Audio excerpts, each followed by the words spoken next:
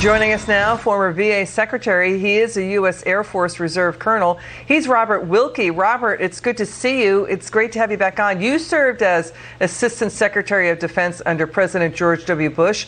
Now we've got Republicans, including Congressman Brian Mast, saying, I want more hearings. He says the president manipulated the intelligence when he made that phone call to the former Afghanistan president in July, saying, quote, change the perception, make it look like the Taliban was losing, whether it was true or not. So, you know, the credibility of the White House is at stake here. What's your reaction to all of this?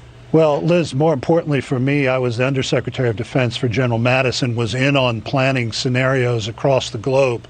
I don't know if it's so much a case of manipulating intelligence or actually ignoring it. Both of them are equally bad, and they both had disastrous results. What amazed me as a former planner is that we could see the Taliban coming out of the mountains. They were out in the open.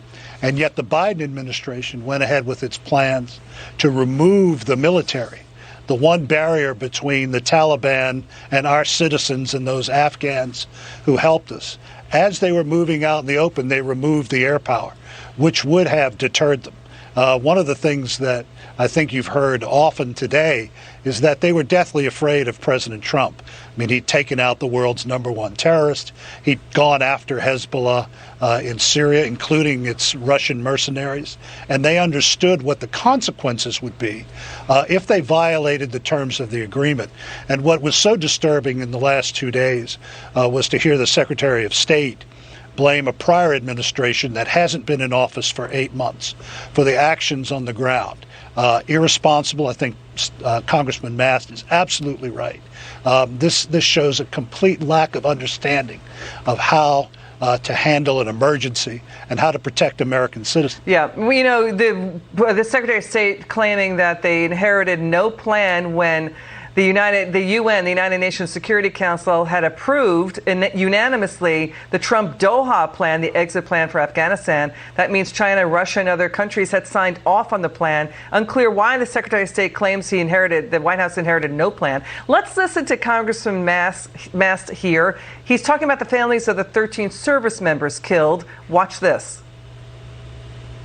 Marine Corporal Dagan Page. His family truly deserves to know if that's why they are missing their son, because intelligence was manipulated. Marine Sergeant Nicole Gee, 23 years old. You can see her there holding a young child. Her family deserves to know if that's why everything went so wrong, because that intelligence was manipulated. Marine Lance Corporal David Espinoza, just 20 years old. Family deserves to know if that's why everything went so wrong, is because the intelligence was manipulated. Marine Corps Sergeant Johanny Rosario Picardo. Family deserves to know if that's why everything went so wrong, because you all worked to manipulate the intelligence of what was going on with the Taliban. Marine Lance Corporal Dylan Marola, just 20. Family said he always had a smile on his face, was the kindest person. They deserve to know if that's why everything went so wrong, because you all manipulated intelligence. The congressman read all of the 13 troops' names who were murdered by the suicide bombers. Was intelligence manipulated by the White House? Well, as I said, I don't have any inside information, but either path that they took was disastrous, and people's heads need to roll because of that. As you know, we've known each other a while. I'm the son of a gravely wounded combat soldier. I don't think in my father's service in Vietnam he was ever put in the kind of situation that the Biden administration put those young Americans in. And it's not just young Americans. Our Afghan allies, our British allies, German and French. I mean, this president didn't even have the decency to tell the Prime Minister of Britain, who lost 450 soldiers in Afghanistan, that he was leaving, and then refused to take his phone call. And they called Donald Trump the great disruptor. I think you'll find from Macron, from Merkel, and from Johnson that this administration has done more to rip asunder the Western alliance than any administration since NATO was created in 1949.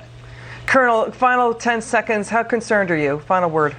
Very concerned for our place in the world. All right, Colonel Robert Wilkie, thank you, and thank you for your service to our country and your families as well. It's good to see you, sir.